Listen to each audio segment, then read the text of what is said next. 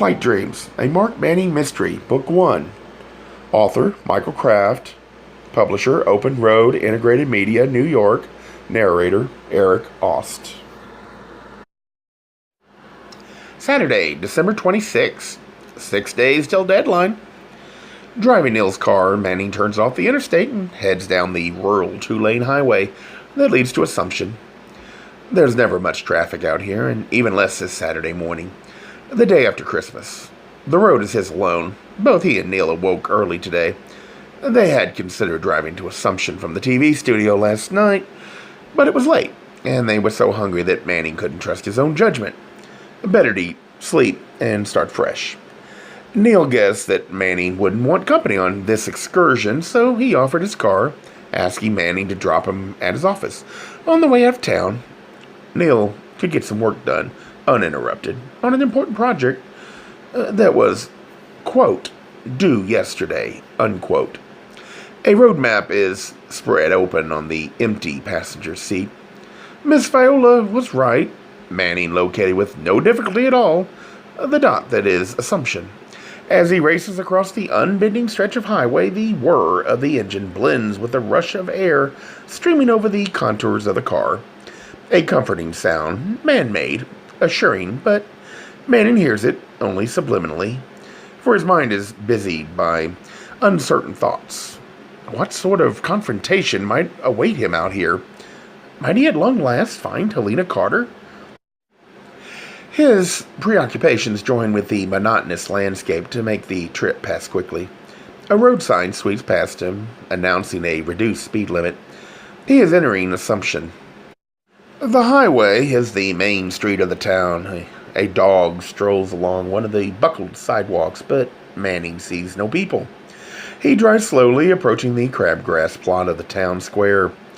The church. The school. 3 children walk together near the square. Excuse me, he asked from the window, stopping alongside them. The youngest of the 3, a girl about 4 years old, hides behind the other 2. Apparently her brother, about 8, and her sister, about 12. Manning figures that they don't see many strangers here, and he is charmed by the girl's apprehension. Yes, sir, the boy says boldly. Manning says, I'm looking for someone, and maybe you know where I can find her? It's a lady. She's kind of old, and she raises lots of cats. Do you know anyone in town like that? That'd be Mrs. O'Connor, the boy offers at once. Everyone in town knows about Mrs. O'Connor's funny cats, though few have seen them. Can you tell me where she lives? The boy opens his mouth to give directions, but a jab from his older sister's elbow silences him. She tells Manning, You'd better talk to Father McMullen about it. She explains that Manning can find the priest in the rectory, pointing to the big house next to the church. Thanks, kids, Manning says with a wink. Then he drives around the square and parks in front of the town's only brick house. He gets out of the car and closes the door with a quiet slam that seems to violate the tranquility of this secluded place. Walking up the stretch of sidewalk that leads to the porch of the house, he tries not to shatter again the peace of this little town, measuring his steps deliberately, almost stealthily, as if on tiptoes. The shady porch is strewn with worn wicker furniture. Windows gape open through the screen door. The smell of something in the oven meets Manning's nostrils. What is that? Something he hasn't smelled in years. Then it floods back to him. Tuna casserole. Manning twists an old-fashioned doorbell, mounted in the jamb, sending a rusty clatter through the house, making him again feel like an intruder, an invader. I'll get it, Mrs. Weaver, a man's voice calls from within. A moment later, Father McMullen appears at the door wearing black priestly slacks and a collarless white shirt unbuttoned at the neck. His years are apparent to Manning from the shuffle of his walk, but his magnificent waves of gray and golden hair impart to the man's face a timeless aura that defies description. Silently, Manning thinks. No, he reconsiders. It is more the look of a martyr, the look of suffering smugly endured. Ah, says the priest. Good morning, Mr. Manning. Won't you come in? He swings the door open. Baffled by the greeting, Manning asks, Have we met, Father? Only on the phone. Well, we spoke a couple of months ago. I've seen you on television since. He leads Manning into his office and motions that they should sit on either side of the cluttered desk. Settling in, Manning wonders aloud. But you seem to expect me. Really? His tone is coy. Perhaps I did. He gazes at his visitor through the milky blur that clouds his eyes. Picking up a paperclip, he begins to unravel it. There is a long pause. Then the priest closes his eyes and drops his head in a gesture of resignation. The kinked silver wire slips from his fingers and bounces with a tick on the sheet of green-edged glass that covers the desk. Without looking up, he asked, "Why are you here?" Because some children on the street told me I should see you when I asked them for directions to Mrs. O'Connor's house." "I see." The priest picks up and begins to mangle a fresh paperclip. He looks Manning in the eye to ask, "Why do you want to see Helen?" "I think you know," Manning says. "Or are you asking me to lie to you?" "You needn't bother," says the priest with contempt. "Money." He exhales the word with distaste. "I don't know which is worse, the greed that produces it or the selfishness that spins it, fritters it away on a cellar full of cats." Cats? My God, when there's so much of his holy work that could be accomplished with it. Greed and selfishness. I thank the Lord Almighty that at least I'm not obsessed with the reward. "Neither am I," Manning says calmly, sidestepping the priest's insult. Father McMullen breaks into laughter, a snide chuckle of disbelief that quickly blossoms into rude, convulsive guffaws, thundering through the dreary house and spilling out through the windows onto the street. When he at last regains his composure, he asks through the spasms that still contort his face, "Then what in the name of heaven are you doing here?" "You can never understand my purpose," says Manning with an even voice, staring at the priest through unflinching, truthful eyes. "The world you've created for yourself is so alien to the one I know, you could never think the thoughts I'm thinking now." Father McMullen's laughter halts with a jerk of breath that sticks in his throat, aware that he cannot understand Manning.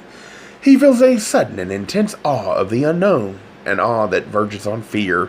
Finding his voice, he says, "You may be right, Mr. Manning. I'm sure I don't know. Nor do I care." His arrogance turns pious. "I see no point in imperiling my faith by engaging with you in games of the intellect, in the workings of the merely rational mind." In a brusque tone declaring an end to their discussion, Manning asks, "Where does Helen O'Connor live?" "Just a short walk from here, a block past the square." He points the direction. "It's a cottage, stucco, the best looking house on the street. The mailbox is marked, and there's a statue of a cat crouching under it." "Thank you," says Manning with a curt bow of his head. He closes the notebook that was folded open on his knee, flipping its cover past the empty page where he has written nothing. He rises from his chair. The priest rises with him, his face visibly blanched, looking faint. He falls forward to support himself, smacking both palms on the glass top of the desk. Manning watches, unnerved, as one of the priest's hands lands firmly atop the jagged end of an unfolded paperclip. Through a desperate choke, the priest says, "Don't, Mr. Manning, please don't take her from me." An oily pool of blood begins to spread on the glass from between his splayed fingers. "They have pierced my hands and my feet." Manning remembers they have numbered all my bones. Manning's eyes shoot back and forth from the desk to Father McMullen's face. For an instant, he sees the priest's golden mane surrounded by a tangled ring of thorns. Barely above a whisper, he asks, "Are you all right?" The priest falls back into his chair. His wounded hand smears a trail across the top of the desk and disappears in his lap. The paperclip drops to the floor. "Just please don't take her," he repeats. "I can't take her. I'm not here to deprogram her. Let's not forget about her free will." And that's a concept you people taught me when I was 6. Surely it's familiar to you. There's not a thing I could say or do to make her leave this place if she's made up her mind to stay. But she... The priest begins, and his voice breaks off as he dismisses Manny with a wave of his good hand. There is nothing else to say. Manny walks from the room, through the front hall and out the door. He darts from the porch to the car at the curb, almost sprinting, no longer fearful of shattering the facade of serenity that hangs over the town like a shroud. He jumps into the car, starts the engine. Though he could quickly walk to the stucco cottage, he does not want to return to the rectory for the car. Does not want to leave it as an annoying reminder to the priest. He finds the cottage within seconds. He sees the mailbox, the statue of the cat. Getting out of the car, he finds that the late morning has turned hot, so he removes his jacket and tosses it through the open window onto the seat with the road map. He hesitates, wondering whether he should close up the car and lock it, and then dismisses the notion as ridiculous. Of all the dark and dirty sins that may lurk in assumption, thievery is surely low on the list. Manny walks up to the front of the house. Raising his fist to rap on the screen door, he pauses. He feels his heart pulsing in his chest, his neck, his hands, as his mind races to recall the long string of events that has led him to this spot, this moment. A situation that any other reporter in the country could imagine only as a fantasy, the crowning moments of a life's work. He has not yet knocked. "I thought I heard someone come up the steps," says a woman's cheery voice from behind the door. Snatched from his thoughts, Manny feels foolish as he lowers his poised hand, struggling to focus on the woman who stands in the darkness behind the screen. His lips curve into a smile as he discerns the vivid henna hair. The friendly features, so much like those of Margaret O'Connor. Manning opens his mouth to speak. There is only one thing to say, and he wonders how the woman will react. Will she scream? Slam the door? He says, "Mrs. Carter," I'm Mark Manning. Oh! It's not a scream, just a squeak.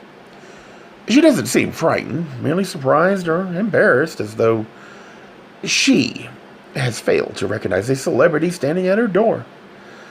"Of course, Mr. Manning," she says with an apologetic laugh, swinging the door open. "Please come in." The house is small, simply furnished, lacking the expected rummage of advancing years. Manning wonders if the sparse decoration is a reflection of the woman's taste, or if her stay in Assumption has not been long enough to assemble fussier surroundings. A large obsidian enters from an adjacent room to inspect the newly arrived visitor. A stately cat of elegant bearing, it moves with slow assurance, thoroughly in control of its household domain. It is without question the most strikingly beautiful cat Manning has ever seen. It leans forward to brush against his leg. Manning tells the woman, "I'll bet this is Abe." "You're as clever as I thought you'd be, Mr. Manning." "Yes, this is Abe. Here, baby." She picks up the creature, many times a champion, sired many others, and hands him to Manning. He's getting on in years, but still, you've never seen an Abbey quite like this one. Manning takes hold of Abe, handling the cat like a long sausage as he saw the judges do at home. Lanky and muscular, Abe stretches in Manning's hands, purring with a loud, unbroken rumble. "You're right," says Manning. "He's one of a kind." Manning and the woman sit down and settle into a long, chatty conversation, addressing each other as Mark and Helen. They speak with a candor and humor that would lead an onlooker to assume they were old friends exchanging a gossip, as if Manning popped in every weekend to bring her up to date on things back home.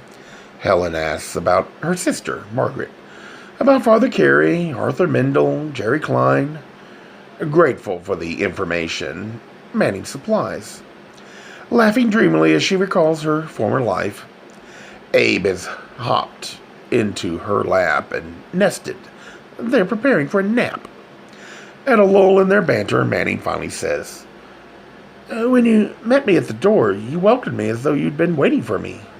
Why? Eventually someone would come, but you were the only one who understood. The only one who hadn't written me off as dead. That was reassuring, to know that someone saw my disappearance as anything more involved than waiting 7 years to divide the pie. I've read everything you've written about me, but it wasn't till I caught a glimpse of you on TV and saw that determined, calculated look in your eyes that I knew you would be the one to solve this silly mystery, if anyone could. To tell the truth, I've been sort of anxious to hear what you'll have to say about me when you testify at the Houseman trial next week. She chortles at her own vanity, dismissing the voice as a concession to her age. Manning laughs with her, then a quizzical look crosses his face. He asks, "What's this all about, Helen? Why did you leave? It's never been clear to anyone. That's why so many people are willing to assume you're dead. It's never been clear to me." He uncaps his Mont Blanc. Helena Carter smiles and exhales a long sigh. So we finally get down to it. The story. No wonder it's not clear to you. I'm not sure how much sense I can make of it myself, but I'll try. I was looking for something, to be honest. I was running away from something, too. Imagine that. A woman turning 50 with no kids, a dead husband, and $100 million. Suddenly starting to question everything. Life and death, success and failure, faith itself. Faith in all those things we've always been taught were good and pure, unchanging and real. Life really seemed to be over, so it was time to turn to God. Sure, I'd been religious all my life, but what does that mean?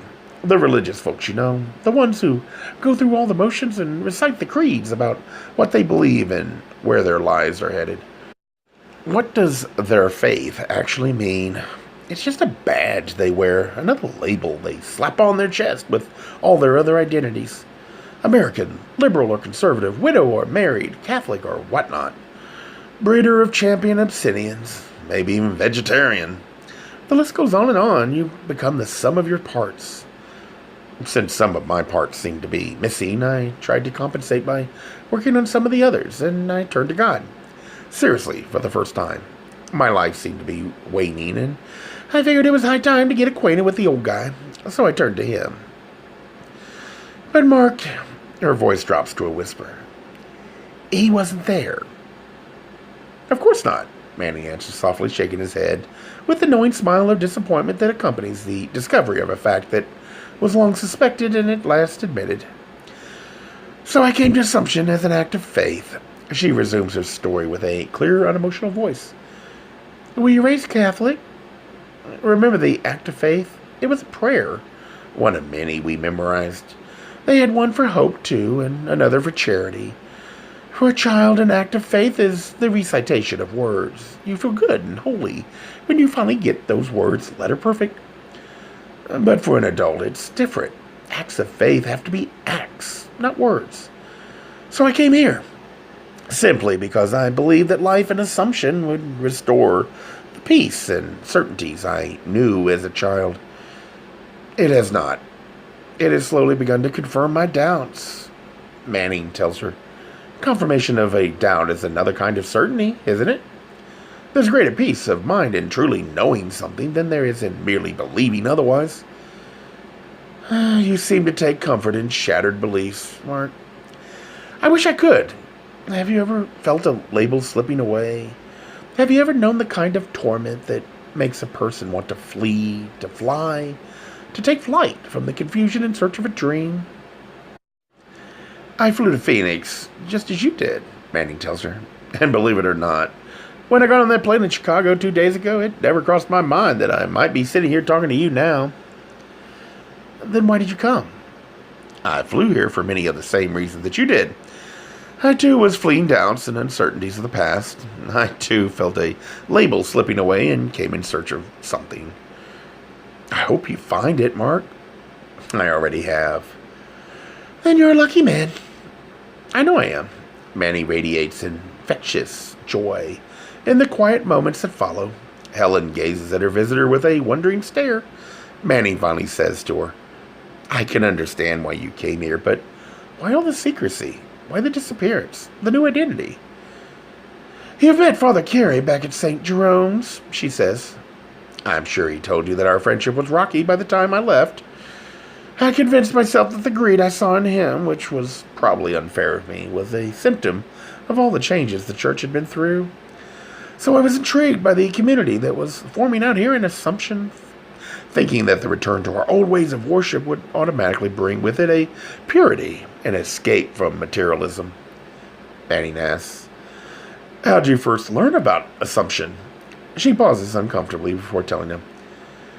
"It was in the papers a bit at the time, but I first heard about it in a letter from Jamie." Her body tenses. Abe, snoozing in her lap, opens a cautious eye. Manning looks up from his notebook. "Who?"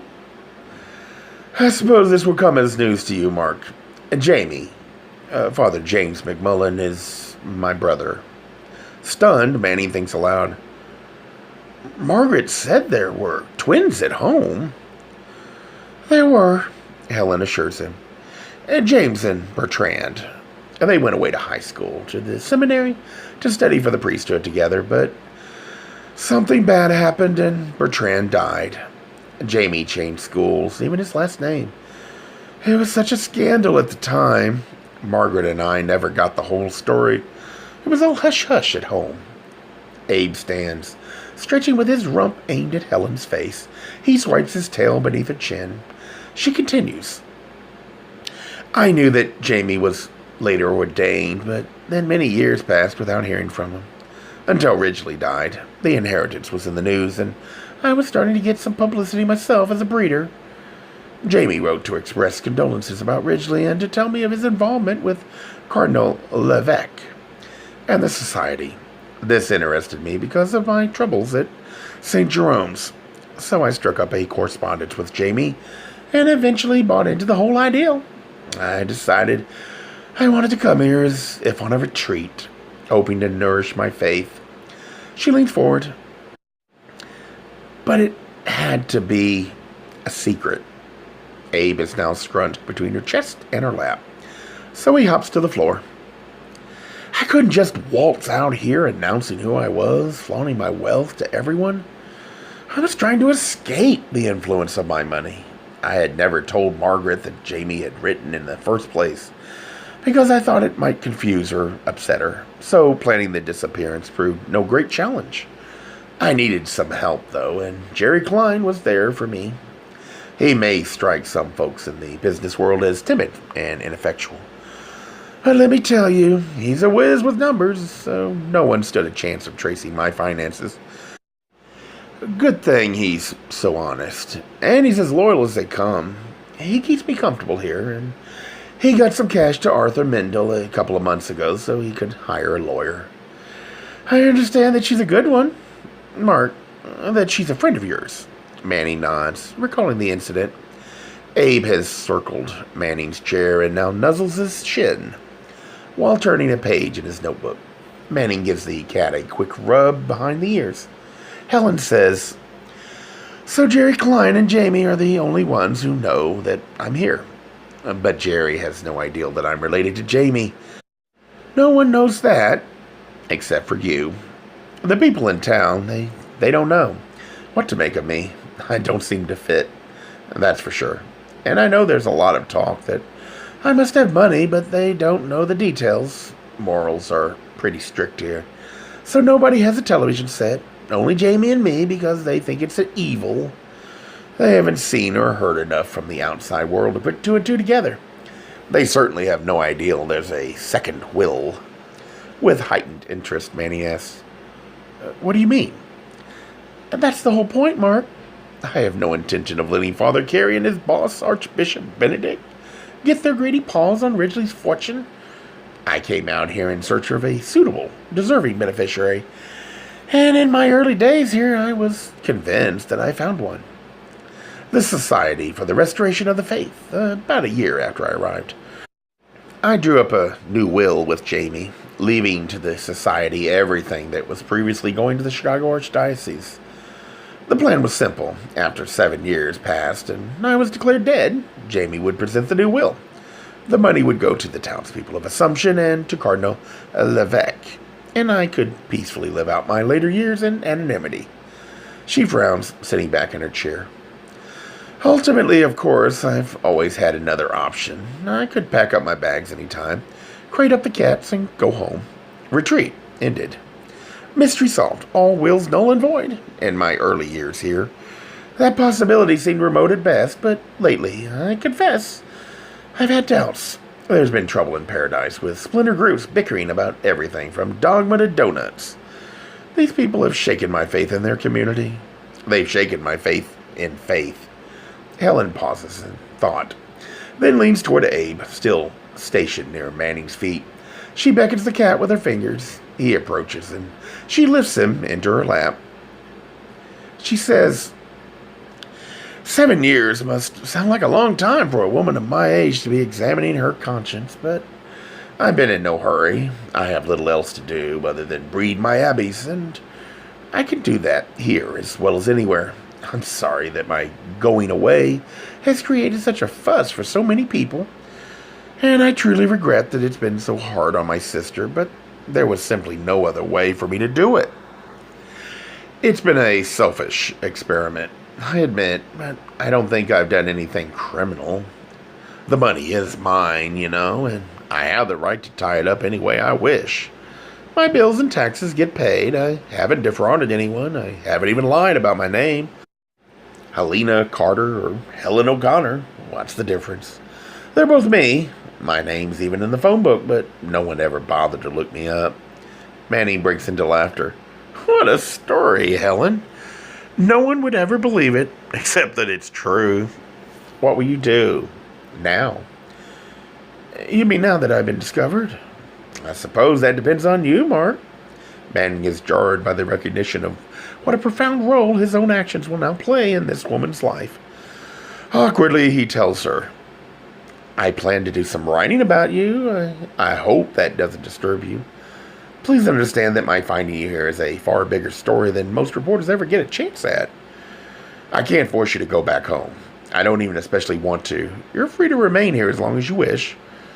But yes, Helen, I'll surely write about you to being here. And collect the $500,000? She adds with a wink, apparently not the least offended by the notion.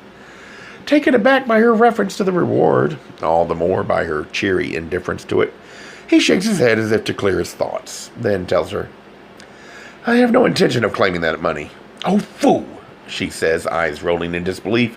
He repeats, I have no intention of claiming it, simply because I have no claim to it. The money's yours. You've already said that. Not mine to claim, and not the court's to give away. I realize that by remaining silent, you passively agreed to the court's offer, but I will not force you to pay me for something finding you when all you've wanted is to be left alone. That's not a fair exchange. I haven't earned anything. To take your money under those circumstances would be theft. There's a moral order that has nothing to do with law or even religion, and I will not be indicted by it. Astounded by his words, she asks, But Mark, what will you have to show for all your work, your patience, your insight? The story. Helen, I'll have the story, and I've earned it. I won't take your money because it's yours, but if you ask me very kindly not to print another word about you, I'd refuse because the story's mine. This story sounds like slim reward for your efforts, he chuckles. You don't seem to understand how obsessed Middle America has become with your disappearance. Of all those who've written about you, and everyone's doing it, I'm the only one who hasn't cried for the blood of your murderer, who hasn't jumped to conclusions and wailed that the public interest be served. Well, damn their conclusions and damn their public interest. I was right, and now they'll know it. You call that pride? You bet it is. It's the driving force that can take me to the top of my profession and snatch a partridge prize. You call that vanity, or perhaps even lust? So be it. Others are free to fret about their own deadly sins, but not mine. The slightest amount of clear, unclouded thought tells me this. The last shall never be first, and the meek shall inherit nothing, unless they seize control of their lives and respond to the dictates of reason. Manning has delivered his words with conviction, giving substance to his innermost thoughts, but without bitterness, not meant to affront the woman sitting across from him. His words, however, have hit Helen like a slap, not from the hand of a malicious aggressor, but from that of a friend attempting to revive her from a lifelong stupor. Years ago, Manny remembers, speaking as if to no one, I was arguing about something with a friend. I was losing, so I dragged God into it, as people often do when logic fails, and I ranted that God would punish this or that. I can't even recall now what the object of the argument was, but I'll never forget the heated reaction of my friend. He looked me square in the eye and told me, God is bullshit, and you know it. His comment enraged me, but not because of its vulgarity or sacrilege. No, it was the second part of his statement. The words he tacked onto the end. And you know it. Sure thing, I did. Manning ponders the weight of his own reflections while Helen sits motionless, her eyes fixed on him, her mind immersed in the issue he has bared so bluntly. Though his words still ring painfully in her ears, she is moved by the mere sight of him, a man at peace with himself, guiltless and confident, in tune with the powers of his own mind. Abe, perhaps offended by the discussion, has leapt to the floor and now saunters out of the room. Mark, Helen says at last, breaking the silence, I understand how important my story is to you. And you're right. The story's yours. You've earned it. But may I ask you a very big favor? What's that? Wait just a short while longer before you print it. You see, I've nearly accomplished what I came here for. From the start, my move to Assumption was meant as a journey to some further destination. I'm almost there, and your visit today has forced a lot of thoughts, but these are thoughts that demand careful consideration, and you've taken me by surprise. If you print my story at once, everything will be pulled out from under me. One way or the other, my life will change radically. I've known that all along, but I won't be prepared for that change until I've put to rest the questions I came here to answer. Mark, please wait a few days, a week at most. By then my course will be clear, and I promise you this, I'll share my every thought with you. I'll talk to no other reporter, and I'll let it be known that you found me. Here and now, I'll sign any statement you want. Just wait a few days before you publish anything, and I promise to cooperate so fully that you won't have space enough to print it all. He knows he can trust her, and she is savvy enough to guess that her exclusive would entice even the most hard-boiled of reporters. She raises one eyebrow in an impish expression that asks, Well, how about it? He mirrors her grin. Okay, Helen. Sounds like a fair exchange. I've got some personal business in Phoenix over the next couple of days that I don't care to interrupt. Anyway, and that'll give me time to work up a scorcher of a draft. But remember, I'm scheduled to testify in court next Wednesday. The questioning should focus on Arthur Mendel, but if they ask me what I know about you, well, I won't lie under oath. Of course not. I'd never expect that. He gives her 2 of his business cards, one for her to keep, so that she will know how to reach him. The other one is for me, he says. In case anything goes awry, could I ask you to sign and date it, please? Your phone number, too. She gladly obliges, and he returns the card to his wallet. Closing his notebook, he bids farewell to the woman. They exchange a friendly embrace and offer each other words of encouragement for the difficult days that will follow. I fly back to Chicago on Monday, he says. I'll be waiting to hear from you. He returns to the car, starts the engine, and pulls away from the curb, turning onto the main street. He follows the road out of town and is soon racing toward the interstate, his mind abuzz with the events of the day, anxious to relate his news to Neil. It is mid-afternoon, and the car is stiflingly hot. Funny, he thinks, while lowering his window. He remembers that he decided not to lock the car, but he cannot remember closing the windows before long. He sees the main highway in the distance and begins to slow the car as he approaches the entrance ramp. From the corner of his eye, he detects some sort of movement on the passenger seat. Glancing sideways, he sees his jacket ripple. Then from under the road map peeps an inquisitive snake. A big one, judging from the size of its head. The jacket thrashes, the map rustles, the head slides across the seat toward the car's center console. Manning catches his breath in a single fluid motion. He jams harder on the car's brakes, unlatches his seatbelt, opens the door, and pitches himself onto the roadway, hitting the pavement. He winces at the snap of his left arm beneath him. Neil's driverless car travels several hundred yards down the road before veering off the shoulder and somersaulting sideways into the sandy ditch. A Gay Mysteries audiobooks. I think it is easy to hate a label, but a face humanizes the word. So this effort is twofold: to offer comfort to those like myself that your world didn't end because you don't fit into the view of acceptable society on both sides, and in hopes of helping those with family that are LGBTQ, that it doesn't mean we are aliens from the child they once knew. Reassure them so they can maybe be supportive at the same time, being true to their values.